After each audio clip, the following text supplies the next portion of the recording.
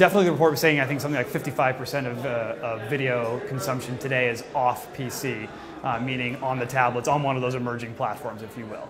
I would say we have a lot of conversations with our publishers about percentages of inventory they see coming from non-PC devices, and I can tell you that they're growing. Those phone calls are increasing, and then the percentages they're throwing are higher and higher every day. So there's definitely more viewing habits off the PC. In particular, I think the tablet is an interesting device for that, largely because it's a larger format. It's a longer amount of time you spend consuming content is longer because the format's larger, and a lot of folks are doing it while watching TV, for example. So they're distracted perhaps from the television, but they're engaging with something on their tablet. So these are some of the use cases that we're seeing. We get worked up over tablets because in the major media markets of the world, they're very prominent. So the US, the UK, Australia, Canada, France, these markets that are Germany, that are big media markets and where there's advertising dollars flowing, there's lots of folks sitting down with their tablets consuming content. 90 minutes a day on average, 77% of people who use them use them every day for an average of 90 minutes on a tablet, for example.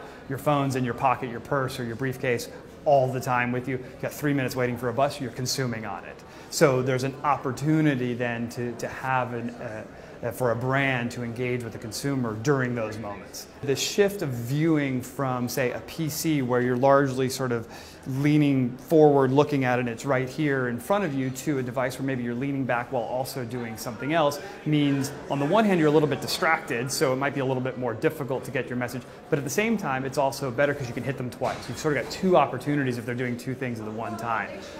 If you think about the tablet device, it's a single-use device. So it's a beautiful device, but it's a single-use device. If you're on a browser on a PC, you can be doing something else while the ad's playing, whereas on the phone and on the tablet, you cannot. You've got to sort of engage with that ad if you want to see your content out. So you've got this higher engagement opportunity for brands with their consumers. I think a more mobile viewing audience probably requires a different type of unit to get to them because it can be more interactive than on the PC. So on the PC still isn't a swipe or touch interface, whereas on your phone and on your tablet is, which means you can do things, for example, like having real interactive video, almost like a rich media / video unit where you can interact with something.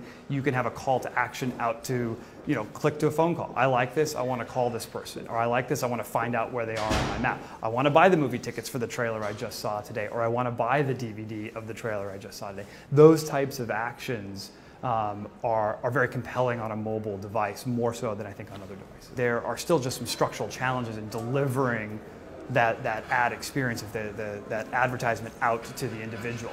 So there's definitely some efficiency that needs to be brought into the market. From our standpoint, we provide that in the video space by allowing the publisher to use one platform for all of their content and all their different devices. For the buyer, they can come into one place and they can buy all those different pieces of media, serve out to all those different types of devices. So the first step is on an efficiency standpoint for the buyers and sellers to be able to get that message out to the users on the different devices.